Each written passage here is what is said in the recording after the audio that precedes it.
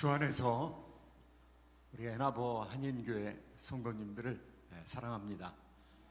그리고 무엇보다도 57주년 생일을 맞이하셨는데 우리 하나님 기뻐하실 줄로 믿고 저도 여러분에게 아주 깊은 마음으로 축하를 보내드립니다.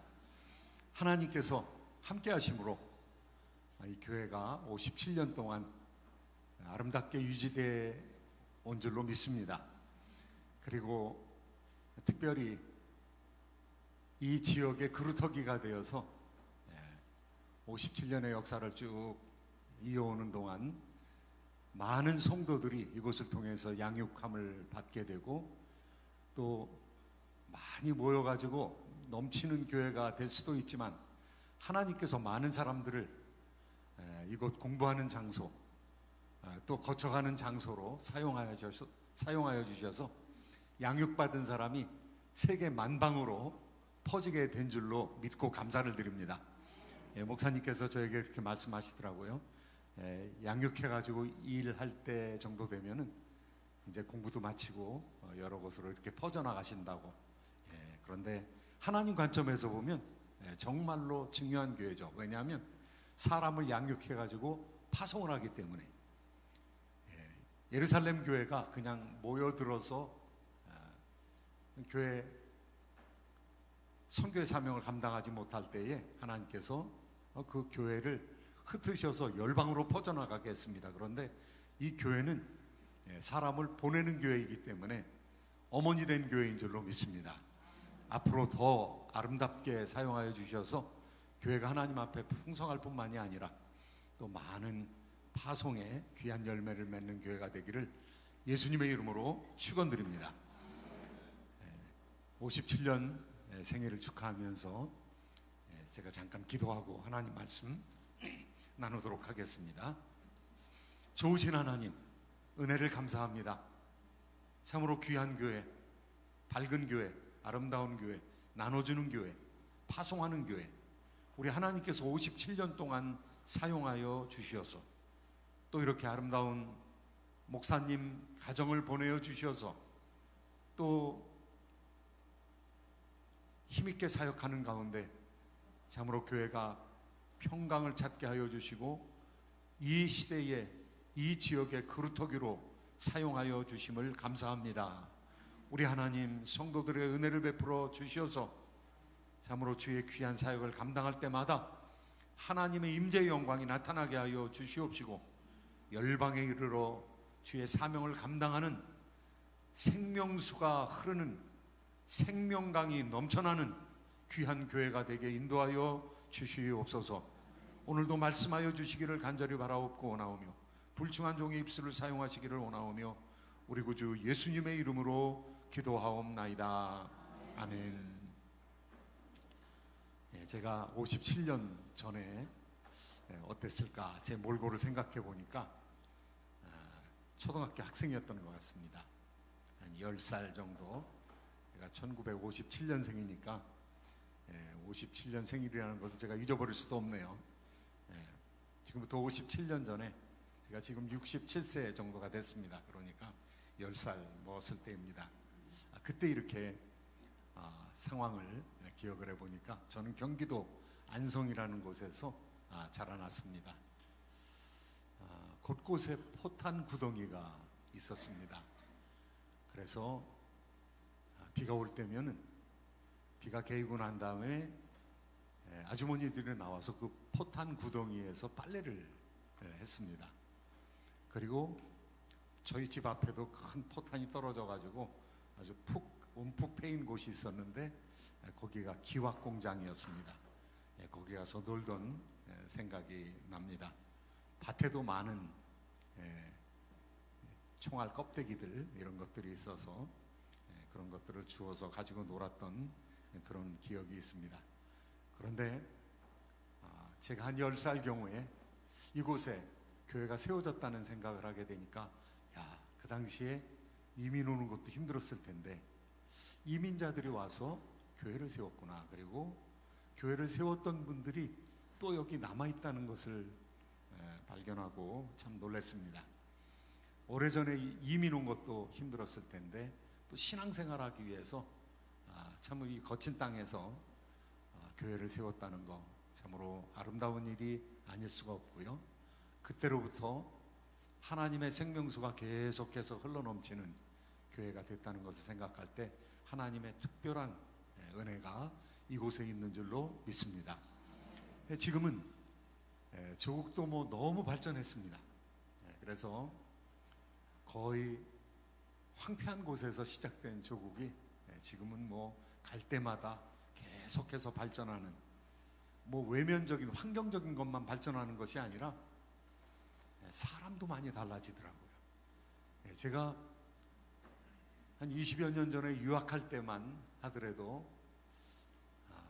고국에 돌아가면은요 얼마나 택시에서 빵빵거리는 소리가 많이 나는지 몰라요. 그런데 지금은 택시 운전사들도 그렇게 빵빵거리지 않습니다. 그리고 지하철에 타서 보면은요 많은 사람들이 예의를 지키느라고 그렇게 무리한 뭐 소리 지르는 거 이런 것도 없고요. 조용히 그냥 전화기 들여다보는 사람은 굉장히 많더라고요. 한 자리에 7명이 앉을 수가 있는데요. 7명 중에서 한 6명은 전화기를 보고 남한테 폐를 끼치지 않기 위해서 조심하는 것을 볼 수가 있고요. 그 다음에 임산부석이 있는데 저는 임산부석에 앉고 싶은데 사람들이 임산부석을 그대로 비워두고 있더라고요. 어떤 어머니하고 아들이 같이 타가지고 어머니가 아이한테 너 여기 잠깐 앉았다가 일어나라 그러니까 아이가 안 앉는 거예요. 그래서 어머니보다 훈련이 더 잘 돼 있구나. 어려서부터 이렇게 예의를 갖추면서 자라나는 것을 볼 때 조국이 많이 변했구나라는 생각을 제가 한 3개월 정도 여기 오기 전에 한국을 들려가면서 한국에서 그런 생각을 했던 적이 있습니다. 조국이 그렇게 발전하게 된 것 참 하나님의 은혜이지만 또 많은 사람들이 외국에 가서 배워왔습니다. 뭐 대통령부터 시작해가지고 장관들부터 시작해가지고 또 미국에서 공부한 사람들이 미국의 선진 문물을 잘 배워가지고 가서 조국을 발전시키는데 이민사회가 크게 공헌을 한 것이죠. 앞으로도 이런 이민사회를 통해서 조국이 더 발전될 것을 바라고 있습니다. 오늘 말씀 가운데 보면은요 이스라엘이 큰 고난을 당하게 되었습니다. 뭐 우리 민족도 수많은 고난을 당한 민족이죠. 그런데 이스라엘 백성이 고난을 당하게 되었는데요, 무엇 때문에 고난을 당했는가 하면은 다윗 왕이 판단을 잘못했습니다. 인구조사를 시켰습니다. 그런데 인구조사가 뭐 잘못된 건가요? 백성들을 관리하기 위해서 인구조사를 하는 것은 마땅한 일이 아니겠습니까? 그런데 다윗 왕이 회개를 합니다. 다윗 왕이 왜 그런 잘못을 했을까? 그런데 오늘 우리가 읽진 않았지만 사무엘하 24장 1절을 보면은요, 1절을 보면은 뭐라고 나오는가 하면 하나님께서 이스라엘을 심판하기 위해서 1절 보면은요 하나님께서 이스라엘을 향하여 진노하사 그들을 치시려고 다윗의 마음을 격동시켰다고 갖고 있습니다. 왕의 마음이 격동이 되었어요. 격동이 되었다는 것은 하나님의 뜻을 따르려고 하는 것이 아니라 잘못된 판단을 하게 되었다는 거예요. 그런데 하나님께서 이스라엘을 치시려고 이스라엘에게 진노했기 때문에, 그러면 이스라엘 백성들이 무슨 잘못을 했을까? 이스라엘이라고 했을 때 이스라엘 사람들 전체를 얘기할 수도 있지만 이스라엘 뒤에 유다라는 말이 나옵니다. 유다라는 말이 나오면 북쪽에 있는 사람들이구나. 이스라엘이 북쪽에 있는 10개 지파를 얘기하고 있고, 또 유다라는 나라는 유다 민족과 베냐민이 하나가 되었습니다. 그래서 유대 민족, 다윗은 유대 지파 출신입니다. 그리고 이스라엘이라고 하면요 북쪽에 있는 10개 지파를 이스라엘이라고 얘기합니다. 나중에는 나라가 남북쪽으로 갈라지게 됩니다. 그랬을 때 북조는 이스라엘이 되고 남조는 유다가 되죠. 그러니까 우리나라가 남북으로 갈라진 것처럼 이스라엘 백성들이 갈라졌습니다. 그런데 갈라지기 전에도 사이가 별로 안 좋았어요. 유다 지파는 왕족의 지파입니다. 아주 강한 지파입니다. 강한 지파이기 때문에 북쪽의 10개 지파하고 싸워도 싸움이 됐습니다. 군사를 계수하라 이렇게 얘기한 것이 왜 잘못인가? 그것은 이스라엘 백성들은 하나님의 뜻이 있는, 하나님의 의도가 있는 백성들입니다. 하나님께서 이스라엘 백성들을 세울 때에 하나님께서 이 유대 왕국을 세울 때 어떤 의도를 가지고 세웠는가 하면은 너희들은 제사장 국가가 되리라. 창세기, 출애굽기, 레위기, 민수기, 신명기 우리가 법전이라고 이야기합니다. 토라, 율법이라고 얘기합니다. 그런데 율법이 왜 주어졌느냐? 개인 생활 잘하라고 주어진 거죠. 그런데 개인 생활뿐만 아니라 여러분, 나라에 헌법이 주어진다는 것은 무슨 뜻입니까? 그거 헌법에 따라서 나라를 다스려라 이런 이야기입니다. 그러니까 모세 오경이 있는 것은 그 모세 오경의 법전을 통해서 네이션 빌딩을 하는 겁니다. 국가와 민족이 하나의 공동체가 되어서 하나님의 뜻을 이루는 그런 민족 국가가 되는 것이죠. 12지파로 이루어진 국가가 되는 것이죠. 하나님께서는 그 의도를 가지시고 출애굽기 19장에 보면은 너희를 제사장 국가가 되게 하겠다. 하나님께서 그렇게 말씀하셨습니다. 제사장 국가는 특별한 임무를 가진, 이 세상에 수많은 나라가 있지만은 수많은 나라가 제사장 국가가 된다는 것은 하나님께 기도하는 국가가 되는 거죠. 하나님을 경배하고 예배하는 국가가 되는 것이죠. 이스라엘 백성들이 살아가지만, 이 땅에서 살아가지만 농사도 짓고 과수나무도 키우고 그리고 동물도 키우면서 목축을 하면서 살아가지만 그 의도는 하나님께 영광을 돌리고 하나님과 함께 교제 나누는 그런 국가죠. 그런데 뭐가 잘못됐습니까? 다윗의 결정이 뭐가 잘못됐습니까? 군사를 계수한 것입니다. 그러니까 제사장 국가에서 제국으로 변형되기 위해서, 제국으로서의 삶을 살아가기 위해서 다윗이 잠깐 실수를 한 것입니다. 군사 조사를 했더니요, 군대 수를 조사를 했더니 유대 민족이 굉장히 많은 숫자입니다. 47만 됐습니다. 이스라엘 전체 계수를 하니까 110만이었습니다. 그러면 전체 군대가 장정으로서 군대 나갈 수 있는 사람들이 157만입니다. 우리나라 군대가 60만이 안 됩니다.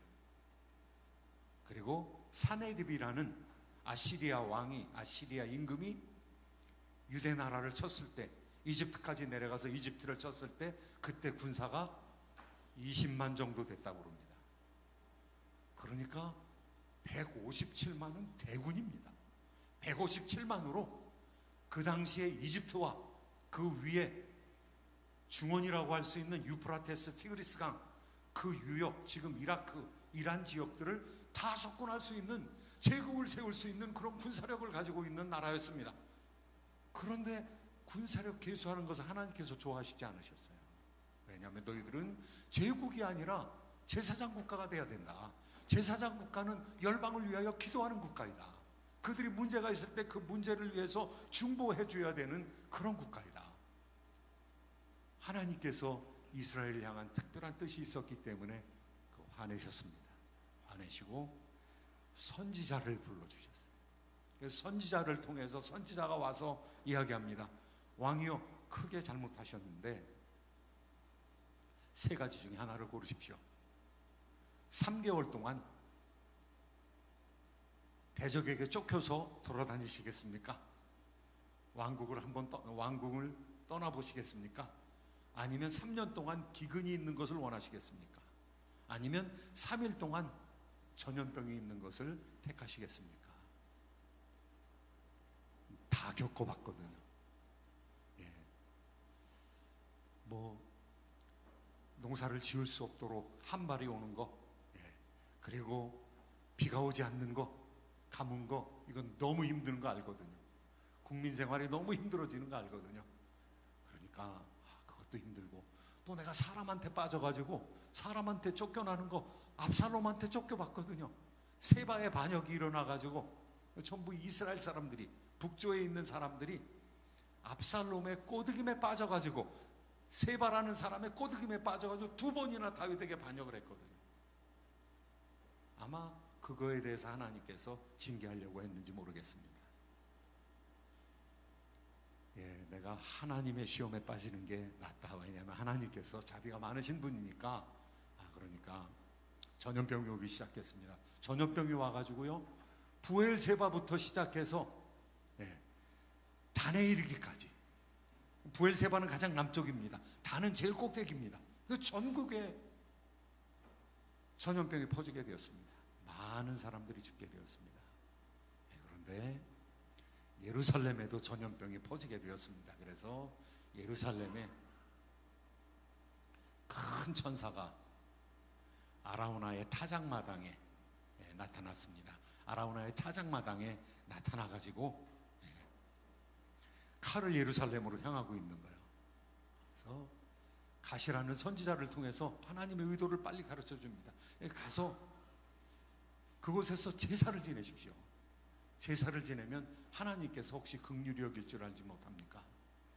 제사를 지냈습니다. 아라우나의 타작마당을 샀습니다. 사가지고 그곳에서 제사를 지냈는데 하늘에서 불이 떨어졌습니다. 놀랍게 하나님께서 불로 응답하셨습니다. 오늘 말씀을 보니까 이 다윗의 회개 기도가 나옵니다. 잘못한 것에 대해서 회개하고 있는데요, 사무엘하 24장 17절 말씀 같이 한번 읽으시도록 하겠습니다. 다윗이 백성을 치는 천사를 보고 곧 여호와께 아뢰어 이르되 나는 범죄하였고 악을 행하였거니와 이 양무리는 무엇을 행하였나이까? 청하건대 주의 손으로 나와 내 아버지의 집을 치소서 하니라. 내가 잘못했는데 백성이 왜 당합니까? 용서하여 주시고 나와 내 아비 집, 나와 내 가정을 치시옵소서. 이렇게 회개하는 마음으로 경배하게 나갔더니 하나님께서 그곳에서 제사를 받으시고 그리고 전염병이 끝나게 하여 주셨습니다. 이 사건을 통해서 우리가 몇 가지 생각해 볼 수 있는 것이 있습니다. 다윗은 능력으로는요, 그 당시에 중근동을 석권할 수 있는 나라입니다. 중근동을 정복해서 제국을 세울 수 있는 나라입니다.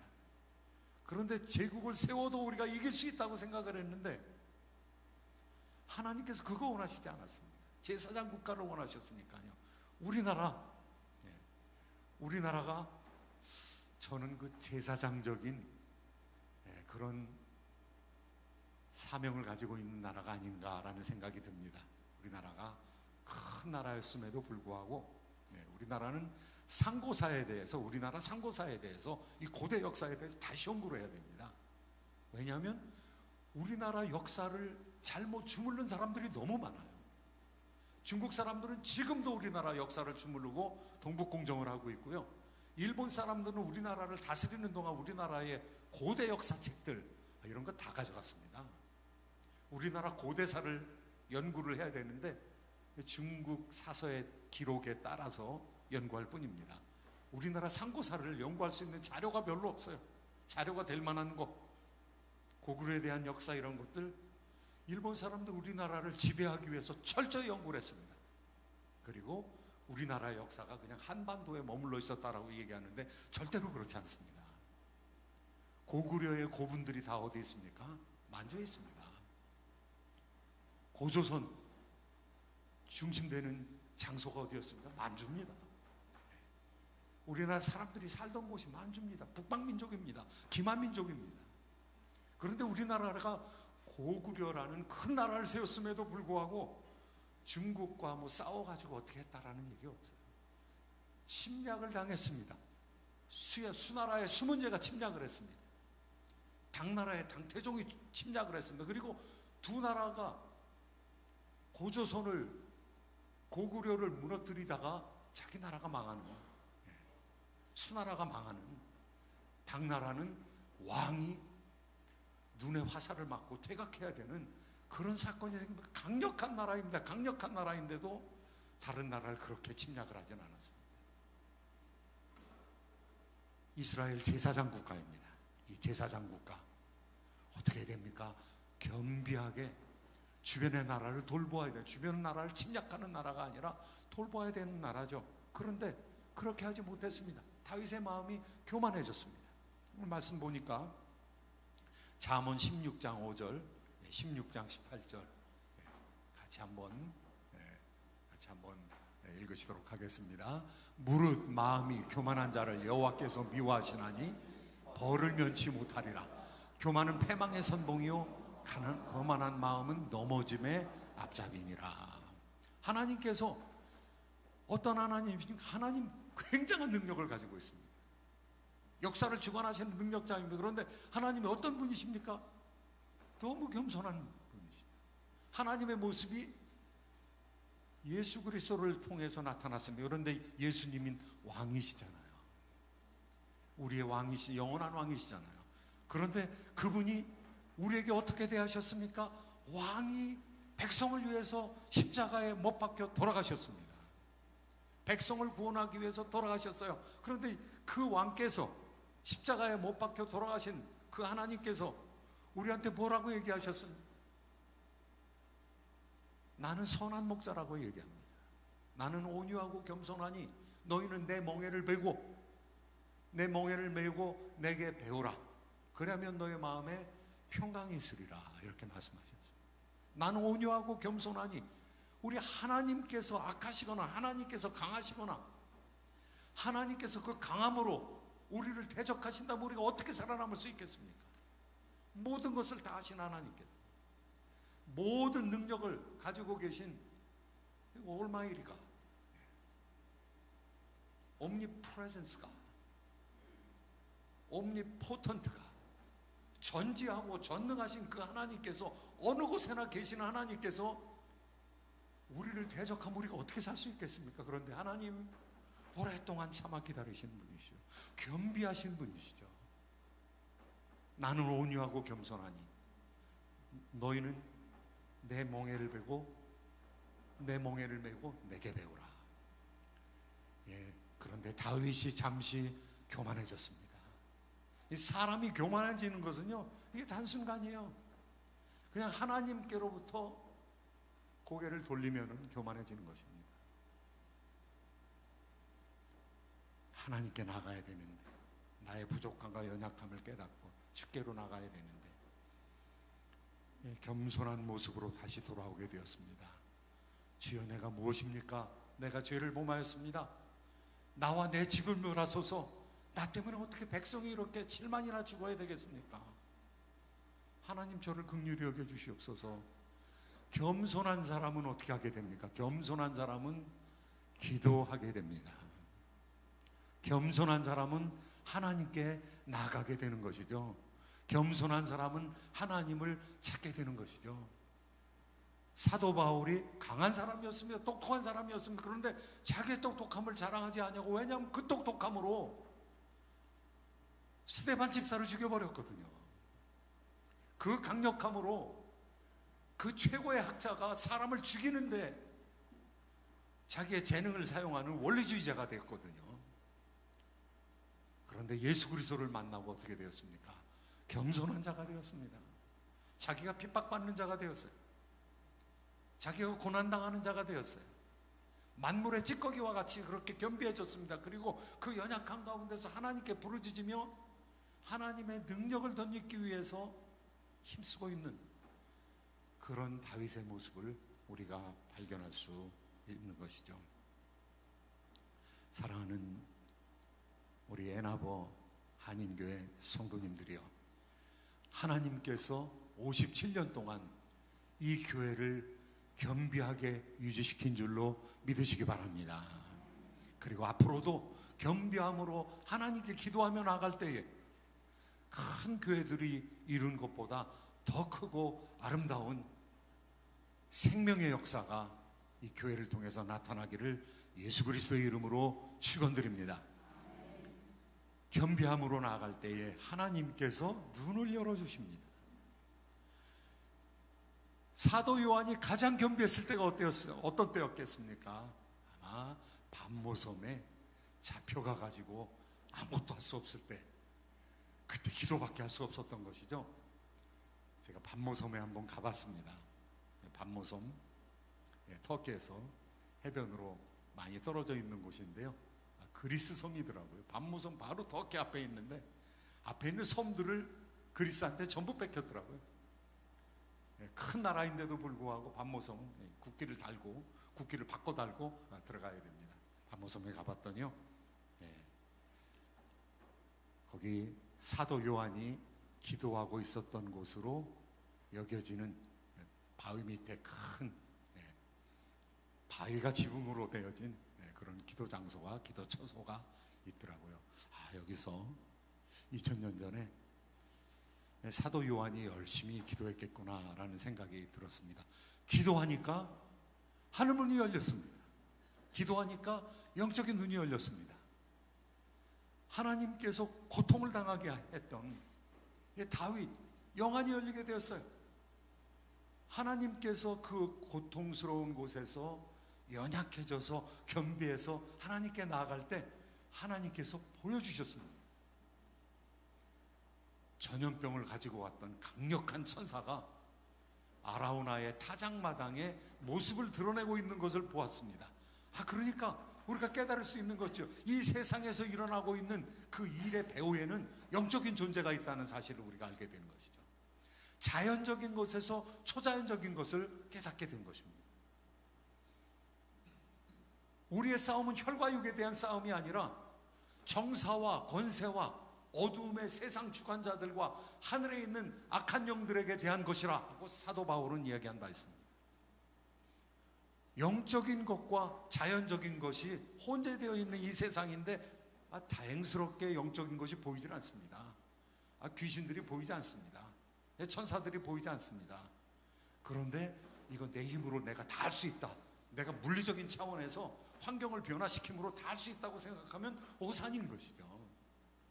하나님께서 역사하시는데 그 하나님께서 영적인 존재들을 부르시고 사용하시고, 그리고 교회의 배후에, 그리고 국가의 배후에 영적인 존재들을 포진시키셔서 하나님의 뜻을 이루어가고 있다는 사실을 여러분 믿으셔야 됩니다. 하나님의 백성들은 영적인 존재입니다. 하나님의 백성들은 천사에 의해서 도움을 받고 있는 존재입니다. 개인이 그럴 뿐만 아니라 교회가 그렇다는 것입니다. 교회가, 소아시아에 7교회가 있었습니다. 소아시아 7교회가 요한계시록에 1장, 2장, 3장에 보면은요, 그 7교회에 대한 이야기가 나오고 있는데요, 7교회의 사자에게 편지하노니, 7번 반복되는 이야기입니다.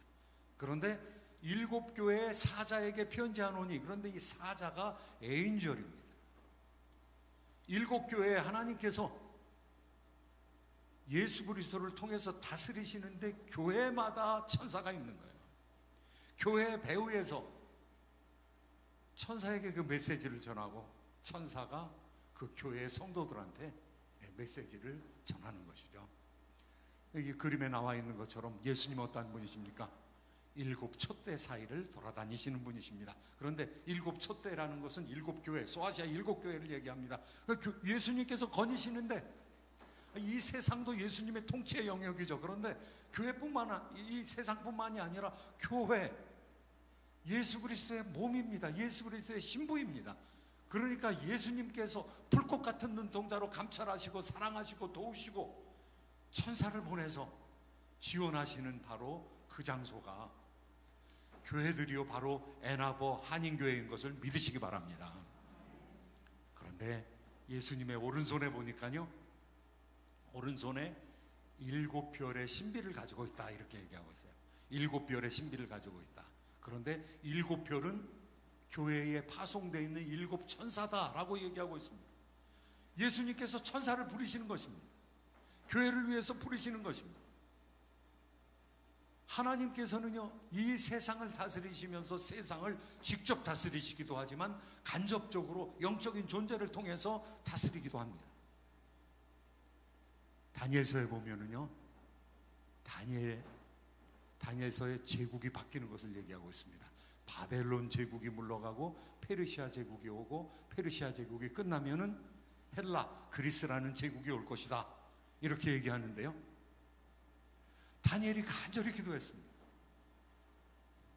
다니엘 10장에 보면 다니엘이 간절히 기도하는데 뭐 때문에 기도하느냐 하면은 전쟁의 소문을 환상으로 보았어요. 그러니까 이 전쟁이 우리 민족과 어떤 뜻이 있습니까? 아니 지금도 죽을 지경인데, 아니 지금도 바벨론에 지금 잡혀와가지고 포로 생활하고 있는데 여기서 또 전쟁이 일어나면 우리 어떻게 되겠습니까? 하나님이 전쟁의 비밀을 깨달아 알려주십시오. 깨닫게 알려주십시오 라고 기도했는데요, 하나님께서 기도를 듣던 첫날에 소식을 전하는 사자를 보냈다고 이야기하고 있습니다. 예, 사자를 보냈습니다. 그런데 바벨론에 와서 20하루 동안 막혀 있었다고. 예, 그러니까 그 메시지를 전하지 못하게, 그 천기를 누설하지 못하게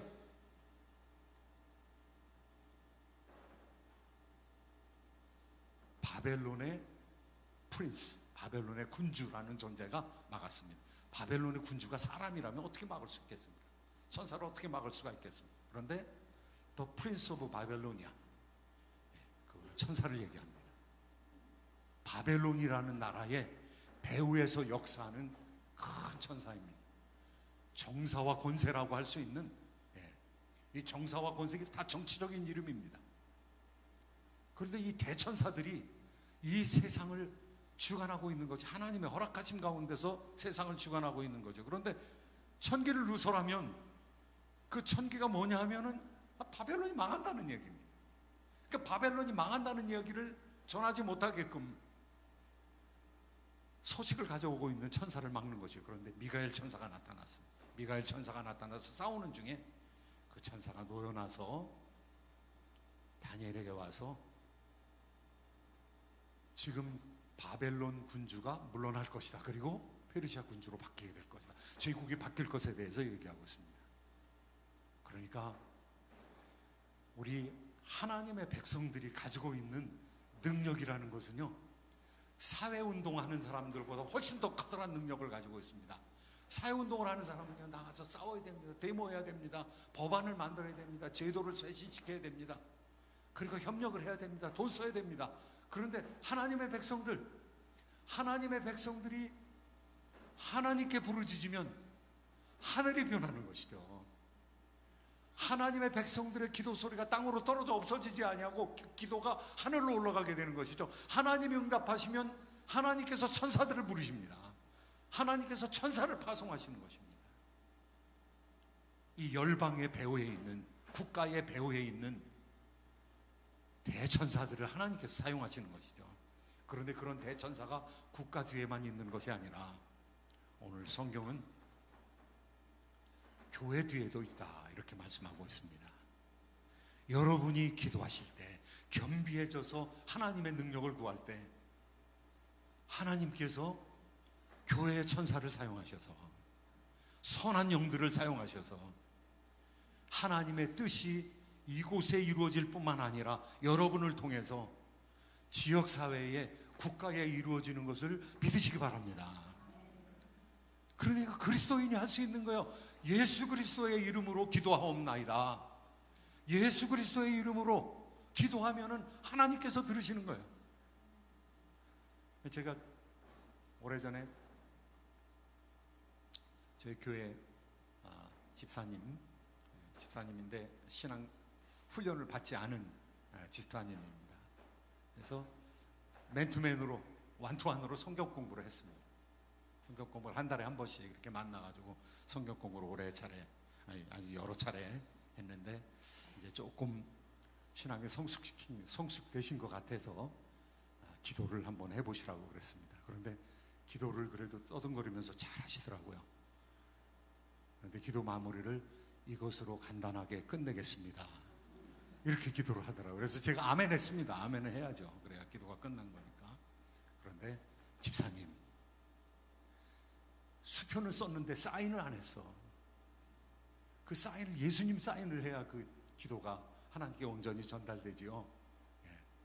예. 절대로 잊어버리지 않습니다. 그분이 예수님 사인을 해야, 기도의 사인, 예수님의 이름으로 기도드립니다, 이렇게 해야 하나님께서 기뻐 받으시는 거예요. 물론 하나님께서 다 들으시고 아시죠.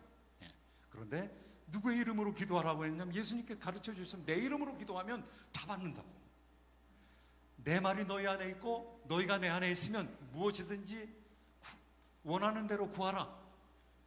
그리스도의 이름으로 기도하면은요, 예수 그리스도의 이름으로 기도하면 하나님 받으시겠다고 그랬어요. 작은 것만 받는 것이 아니라 큰 일도 받으시는 것을 믿으시기 바랍니다.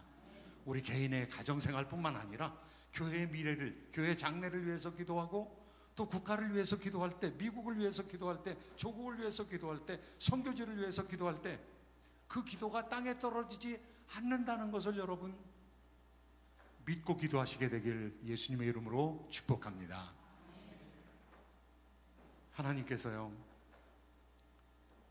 이 어려운 이 사건을 통해서 다윗에게 또 가르치고 있는 것이 있습니다. 다윗은 사실 성공자입니다. 나라를 아주 견고하게 세웠습니다.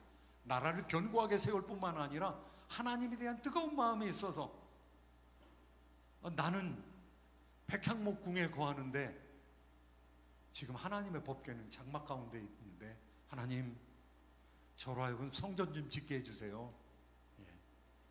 그런데 다윗이 하나님 앞에 올바르게 행했기 때문에 나단이라는 선지자가 하나님께서 당신과 함께 하시니까 당신이 원하는 대로 하십시오. 그런데 그날에 하나님의 말씀을 받았습니다. 그래서 다윗에게 다음에 다시 찾아와 가지고 이야기하기를 하나님께서 성전 짓지 말라고 하십니다. 당신은 싸움을 했던 사람이기 때문에, 손에 피가 가득한 사람이기 때문에 성전 짓지 말라고 하십니다. 그런데 그 마음은 받으셨습니다. 하나님의 말씀으로 나단이 얘기하고 있습니다. 네가 나를 위하여 집을 짓겠느냐? 하나님께서 워드플레이를 하세요. 하나님께서 네가 나를 위해서 집을 짓겠느냐? 아니다, 내가 내 집을 지어주리라. 거기서 집을 지어준다는 것은 벌써 사는 집은 있습니다. 가문을 세워주시겠다는 것이죠. 너의 가문을 영원한 가문이 되게 하겠다. 너로부터 내 허리춤에서 나오는 자식으로 말미암아 내가 성전을 받겠다. 그러니까 내가 아니라 너의 후손을 통해서 성전을 받겠다. 그렇게 말씀하시고요, 네 후손을 통해서 메시아가 오게 되리라, 이렇게 말씀하십니다. 참 놀라운 예언이죠. 다윗의 후손으로 오는 것입니다. 아브라함과 다윗의 후손, 예수 그리스도의 족보라. 마태복음 1장이 그렇게 시작되지 않습니까? 하나님께서 그 기도를 받으셨어요. 다윗의 마음을 받으셨어요.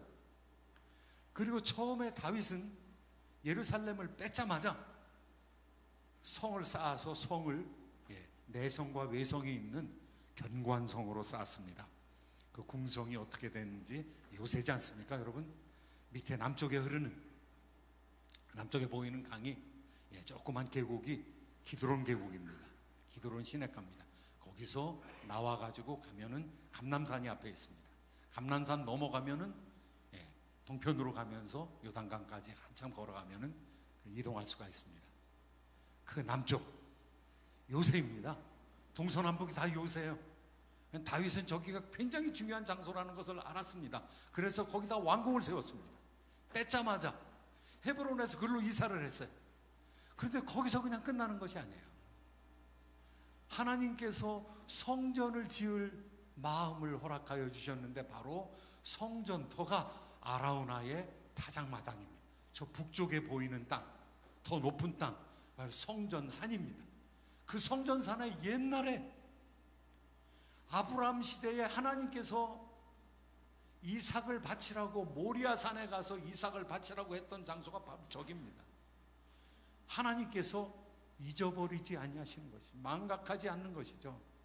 1000년 전에 아브라함을 통해서 이삭을 바치는 그 믿음과 열심을 보셨던 하나님께서 아라우나의 타작마당에 불로 응답하시는 놀라운 역사를 베풀어 주셨던 것이죠. 다윗이 모든 것을 다 준비했습니다.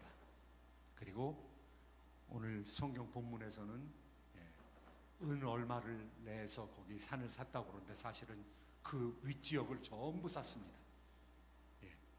역대기에 보면은요, 금 600세겔을 내가지고 저 위에를 전부 샀다는 거예요. 내가 값을 치르지 아니하고는 번제를 드리지 않겠다. 그래서 번제에 소용되는 짐승, 그 땅 빌려 쓰는 거 이런 거 다 했는데 나중에는 거기를 금 600세겔을 주고 다 산 겁니다. 사가지고 하나님께 성전토로 바친 것입니다. 이 다윗의 위대함은 어디 있느냐? 다윗의 위대함은요, 다시 옛날 하나님의 계획으로 돌아가는 것입니다. 하나님께서 원하셨던 생명강 프로젝트, 하나님이 가지셨던 에덴 프로젝트는 무엇인가 하면요, 하나님이 임해 계시는 거예요. 하나님이 임재하시는 거예요. 하나님과 함께 하는 거예요. 하나님이 인간과 거처를 같이 하는 것입니다. 그러려면 하나님께서 임재 영광으로 내려오셔야 돼요. 그러니까 에덴 동산은 그곳이 성전이었어요. 하나님께서 거니고 계셨으니까. 그곳이 도시의 출발이었습니다. 왕궁의 출발이었습니다. 왕 같은 그런 제사장으로 하나님께서 아담과 이브를 선택을 했으니까요. 왕가가 거기서 태어나서 나라를 이루고 그리고 지구를 덮는 것을 하나님께서 원하셨던 것이죠. 그런데 타락으로 깨어졌습니다. 깨어지고 난 다음에 하나님께서 계속 찾으시는 거예요. 이스라엘 백성을 통해서 그 나라를 이루기를 원하셨죠. 그런데 이스라엘 왕이었던 다윗이 왕권을 강력하게 만들고 나서 하나님께서 거기서 끝내지 아니하시고 아라우나의 타작마당을 사서 그곳에서 제사가 드려지게 하는 것입니다. 거기 솔로몬이 성전을 짓습니다. 솔로몬이 성전을 지어서 성전산이 되었습니다. 그곳에 백성들이 같이 살게 됩니다. 그러니까 하나님의 이상은 무엇입니까? 왕궁과 하나님의 전이 함께하는 것입니다. 성전과 왕궁이 함께하는 것, 이게 하나님의 프로젝트예요. 생명강 프로젝트예요.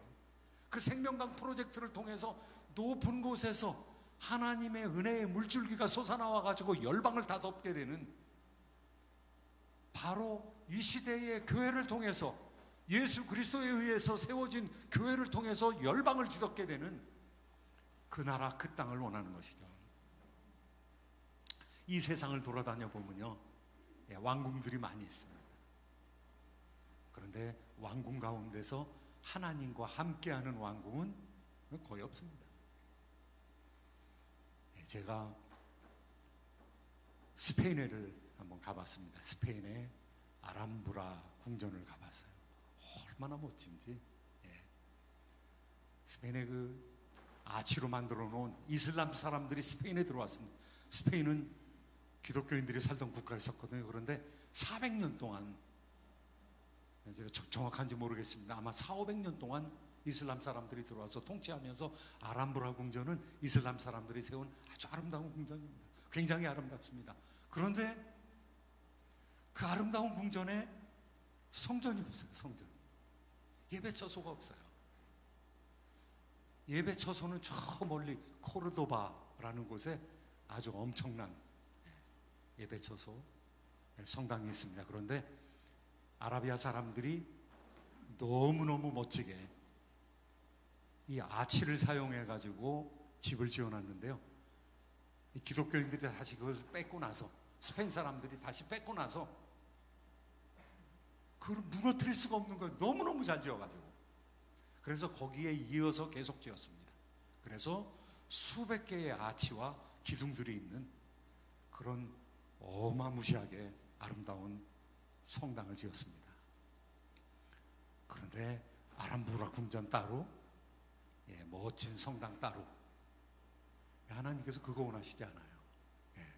하나님께서는요, 왕궁과 성전이 같이 있는 것을 원하시죠. 그래서 예루살렘에 하나님께서 인도하심으로 인간의 실수가 있었지만, 다윗의 실수가 있었지만은, 하나님의 백성들의 타락이 있었지만, 그러나 그것을 통해서 성정산에 성전을 짓고 그 밑에 왕궁이 있고 왕과 성전이 함께함으로 말미암아 천년의 역사, 이후 1000년 동안 계속해서 하나님의 예배가 그곳에서 드려지고, 하나님의 예배 소리를 듣고, 예배 드리는 소리를 듣고 왕도 가서 예배하고, 왕이 하나님의 법칙에 따라서 통치하게 되는, 그래서 하나님 원하시는 건 무엇이냐 하면요, 왕이 하나님의 계명을 필사해서 복사해가지고 자기 머리맡에 두고 주야로 묵상하면서 행하면은 내 길이 형통하리라. 하나님의 말씀은 물론 교회 예배용입니다. 그런데 우리의 신앙은 예배용으로 끝나서는 안 돼요. 이 세상 속에 적용이 돼야 되는 그러한 말씀인 것이죠. 그래서 우리의 일반적인 삶 가운데서 어떻게 하나님의 말씀이 이루어질 것인가? 왕국은 정치하는 곳이거든요. 왕국은 국가의 중대사를 결정하는 곳이거든요. 그런데 성전은 하나님의 뜻을 따르는 곳이거든요. 그런데 그 두 개가 함께 있어야 된다는 거예요. 신약 성경에 들어와서 베드로는 뭐라고 우리에게 얘기하고 있습니다. 너희는 다 왕같은 제사장들이요 거룩한 나라라고 그랬습니다. 너희는 다 왕같은 제사장들이요. 그러니까 왕이면서 제사장이라는, 하나님의 백성들이 왕이면서 제사장이라는, 그러니까 하나님께 예배드리는 일과 자신의 생업을 통해서 하나님의 영광을 드러내는 일이 같이 가야 된다는 것이죠. 왕같은 제사장이라는 것이죠.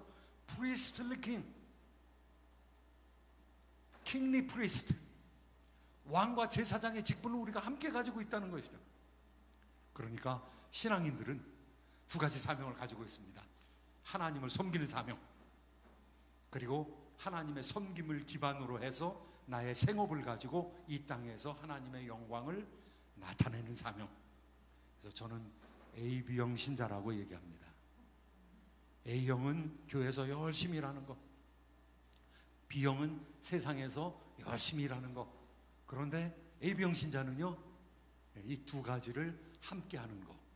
왕 같은 제사장, 제사장적인 왕, 우리의 사명인 것이죠. 57년 된 이 교회, 우리 하나님께서 특별한 뜻과 비전을 가지고 있는 줄로 믿습니다. 여러분 한 사람 한 사람이 제사장이에요. 여러분 한 사람 한 사람이 선교사예요. 네. 그래서 AB형 신자가 됨으로 말미암아 하나님께서 세상 속에서도 영광을 받으시고, 그리고 여러분이 모일 때마다 여러분의 찬송과 경배를 받으시기 하나님께서 기뻐하시는 것이죠. 참으로 미래로 이제 하나님의 귀하고 아름다운 역사가 있어서 교회가 부흥할 뿐만 아니라 여러분을 통해서 삶의 현장에서 빛된 역사가 나타나기를 예수 그리스도의 이름으로 축원드립니다. 기도하겠습니다. 좋으신 하나님, 은혜와 자비를 감사합니다. 하나님의 존귀한 자녀들, 존귀한 백성들 이렇게 모여 57년의 생일을 맞이하였습니다. 오 하나님, 수많은 귀한 종들을 통해서 눈물의 봉사를 하게 하시고 눈물의 기도를 드리게 하시고 겸비함으로 섬기게 하여 주셔서 이 교회가 이제까지 아름답게 발전케 하여 주심에 감사합니다. 하늘 문을 열어 주시옵소서. 천군 천사로 역사하여 주시옵소서. 신령한 것을 보게 하여 주시옵소서. 기도응답을 풍성히 받게 하여 주시옵소서. 교회가 하나님의 은혜 가운데 생명수를 넘쳐나게 흘러내리는 귀한 교회가 되게 하여 주시옵소서. 성도들의 생업마다 하나님의 은혜로 가득 채워 주시옵소서. 우리 구주 예수님의 이름으로 기도하옵나이다. 아멘.